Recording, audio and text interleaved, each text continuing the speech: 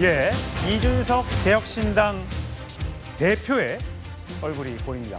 어제 당대표 선거가 있었죠. 90%가 훨씬 넘는 거의 100%에 가까운 득표율로 당대표가 됐는데 오늘 특검으로 압수수색을 당했습니다. 자택이요. 관련된 이준석 대표의 반응이 나왔습니다. 함께 보시죠.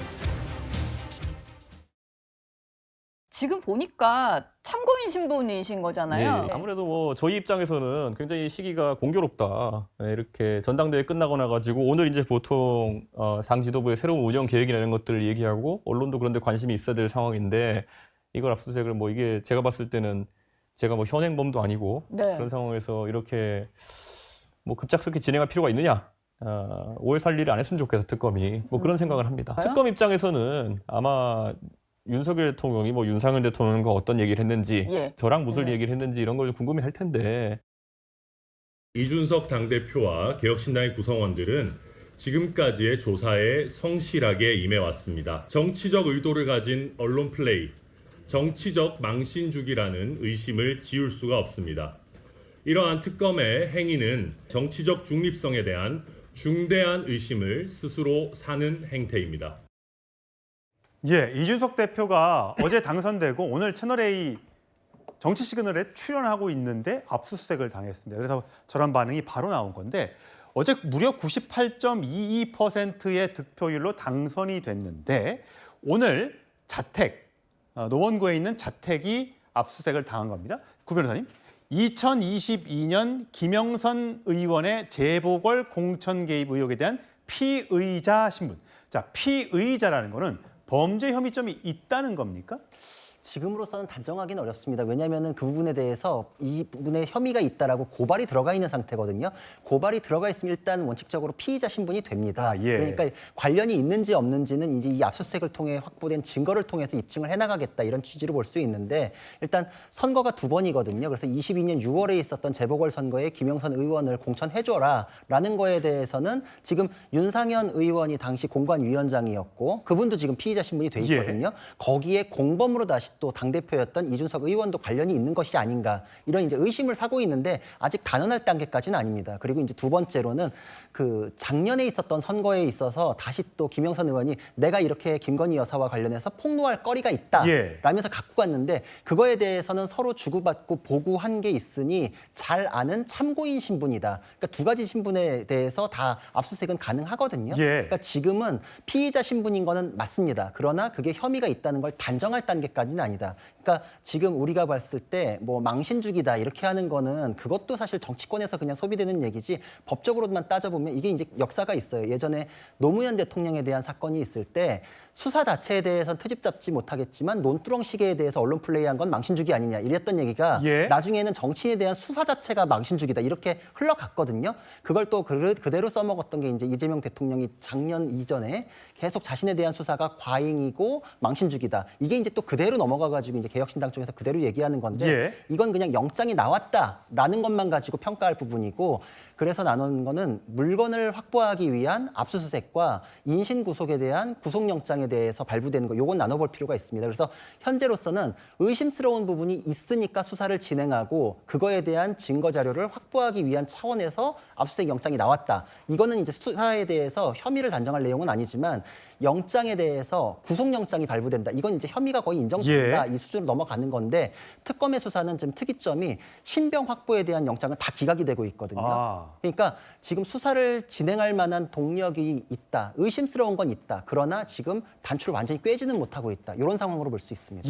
그렇다면 이준석 의원이 아까 저희 방송에 출연했으니까 본인이 없는 상태에서도 압수수색은 가능합니까? 가능은 합니다. 근데 원칙적으로 그렇게 잘은 안 하거든요. 그래서 이 사건 같은 경우에도 영장 청구를 18일 날 해가지고 법원에서 21일 날 발부가 됐어요. 근데 그때 이준석 의원이 마침 또 미국에 나갈 일이 있었기 때문에 본인이 없을 때는 위법한 압수수색에 대한 논란이 있을 수 있고 결국 이런 절차가 준항고나 이런 거에 의해 가지고 취소되거나 증거 가치를 상실하는 경우들이 종종 있거든요. 그러니까 돌아와가지고 있는 상태에서 압수수색을 하겠다 이런 취지에서 날짜가 오늘이 된 것인데 아마 이게 되게 공교롭게 당대표가 되고서 그 다음 날이다 보니까 정치권에서는 갑론을박이 있지만 예. 그냥 수사 일정상으로는 본인이 있을 때 압수수색한다 아마 이런 취지로 날짜가 그렇군요. 정해졌던 걸로 보입니다. 성칭 부장. 지금 예. 민주당에서 반응이 나오는 게 이런 게 있었어요. 오늘 김용민 의원. 자, 특검에서 이준석 대표 체포 동의안이 오면 신속 동의할 것이다. 박찬대 민주당 대표 후보 함께합니다 하면서 김용민 의원의 글을 공유를 했고요. 그랬더니 이제 천하람 원내대표는 김칫국 마시듯 체포 동의안 찬성 운운하는 것은 설익은 언론 플레이다. 벌써부터 이 체포 동의안 얘기가 나와요? 그러니까 그 개혁신당 입장에서는 김칫국 이야기가 나올 수도 있죠. 본인들의 대표, 당대표 어제 당선된 사람이기 때문에. 근데 지금까지 드러난 뭐 혐의나 이런 것들만 보더라도 이준석 당시 또 대표 시절에 뭔가 어떤 연관성이 있는 거는 지금 드러나 있지 않습니까? 왜냐면은 우리가 익히들어 알고 있는 윤석열 전 대통령과 그 명태균 씨의 통화 내용. 내가 뭐 윤상현이한테 전화해서 하라고 했는데 뭔가 당이 시끄럽다더라. 그런 다음에 명태균 씨가 김건희 여사와 또 통화했을 때 잘 될 겁니다. 내가 윤상현이랑 통화하는 거 봤습니다. 이런 얘기를 하잖아요. 근데 이준석 대표와는 당시에 또 명태균 씨가 주고받은 문자가 있죠. 그 윤상현이 경선하라고 하셨는데 뭔가 정보를 알아봐주는 그 역할을 이준석 대표가 한 걸로 그 당시 문자로 드러났고 또 명태균 씨가 함성득 교수와 주고받은 문자에 대표, 그다음 또 이준석 대표죠.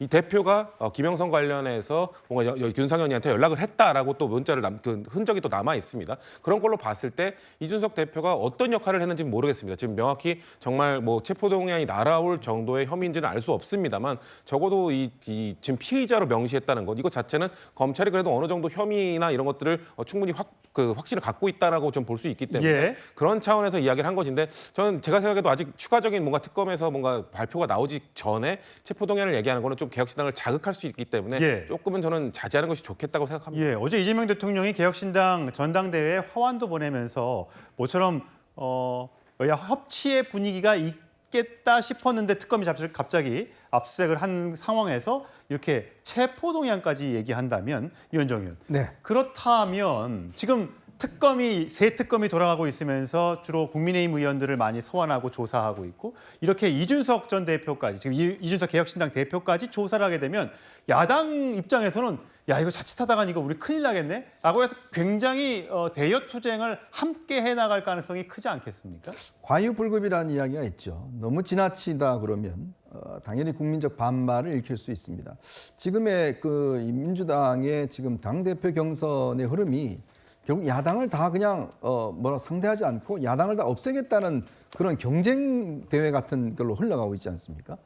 분명히 정치라는 게 여야가 있어야지만이 균형을 잡을 수가 있고 또 양날개로 날아야 되는데 지금의 민주당 입장에서 보면 마치 이제 내란이라는 이유로 야당 없이 우리 혼자 하겠다라는 그런 뜻인 것 같아요. 더군다나 이제 개혁신당 이준석 대표를 저런 식으로 이제 한다는 것은 야당의 씨를 말리겠다. 뭐 이런 의미로서 이제 국민들에게 인식될 그런 가능성이 있습니다. 아까 좀 전에 이야기했지만 저렇게 성급하게 체포동의안 이야기하는데 그나마 제가 다시 이야기를 드리면 예전에 이재명 대표 시절에 체포동의할 때 민주당이 어떻게 했습니까? 자, 그때는 당시에 부결해 시켜달라라고 그렇게 요청을 하고 본인들이 체포동의안 오면 다 하겠다 해놔놓고 결국 거꾸로 갔지 않습니까? 이제 여당이 되니까 야당으로부터 먼저 저렇게 겁박을 하고 나오고 있는데 저거는 결국 나중에 다 부메랑으로 돌아온다는 생각이 들고 어쨌건 혐의가 있으면 수사를 받아야 되겠죠. 지금 아마 이준석 대표 같은 경우는 명태균 씨한테 이제 여론조사 받은 문제라든지 이런 것들이 꽤 아마 본인한테 좀 걸림돌이 될 겁니다. 예. 그리고 또 지금 특검이 결국 지금 마지막 마무리를 잘 못하고 있는 것 같아요. 의혹들만 많지 실질적으로 연결고리를 잘 찾아내지 못하고 있는 것 같습니다. 이제 그런 상황에서 이제 앞으로 국민의힘 의원들에 대한 수사도 본격적으로 할 텐데 그러니까 정확한 진실과 정의에 의해서 증거에 의해서 수사를 해야지 자칫 야당을 해체시키기 위한 그런 전조 작업으로서 이루어진다 그러면 나중에는 그 효과가 만만치 않을 겁니다. 예. 지금 이상민 전 행정안전부 장관에 대한 영장 청구도 있었고 또 영장이 기각된 사람들도 있고요. 지금 특검의 수사가 인신 구속을 위해서 여러 방면으로 지금 뛰고 있는 것 같긴 한데 아까 구자령 변호사가 이야기했던 것처럼 아직까지 뚜렷한 성과는 내지 못하고 있다는 반응도 나오고 있습니다. 여기에 대해서 국민의힘에서도 이런 반응이 나왔습니다.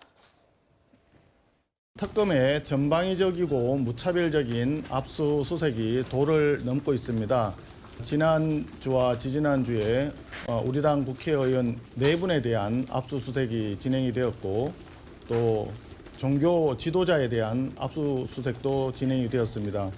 전당대회에서 선출된 직후에 압수수색이 이루어진 점에 대해서 국민과 함께 분노하고 있습니다. 특검의 압수수색은 정도를 지키시기 바랍니다. 예, 강성필 부대변인. 네. 특검의 수사가 무슨 정부하고 이야기가 된 상태에서 하는 건 아닐 테니까 네. 정치 공세다라고 말하는 게 무리는 있을 수도 있겠습니다만 공교롭게도 시기가 이렇게 겹치면서 하필이면 당대표 된 다음 날 압수수색을 하게 되고 이런 것들이 다 오비라 오해를 살 수 있는 것 아니냐. 적당히 좀 했으면 좋겠다. 이렇게 지금 야당에서 반응이 나오고 있는 것 같아요. 민주당은 어떻게 계속해서 그냥 지금 같은 스탠스입니까? 일단 저희는 뭐 특검의 수사에 어쨌든 뭐 이준석 대표라든지 뭐 국민의힘 구성원들이 저는 적극적으로 협조를 해야죠. 야, 이준석 그 대표 같은 경우나 천하람 원내대표 본인들은 상당히 과대평가하는 것 같아요. 아니 뭐 그 개혁신당이 뭐라고 저희가 그 특검에서 정치 보복을 하겠습니까?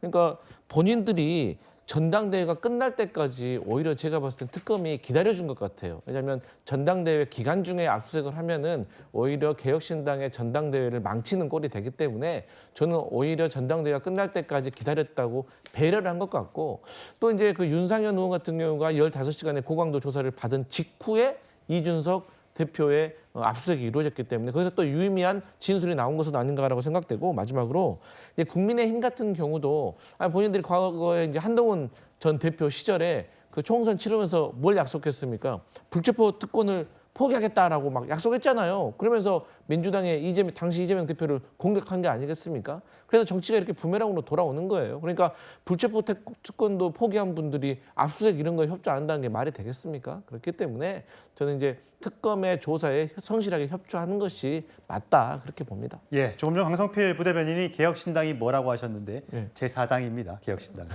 예, 거기에 대해서 정정을 하면서 가겠습니다.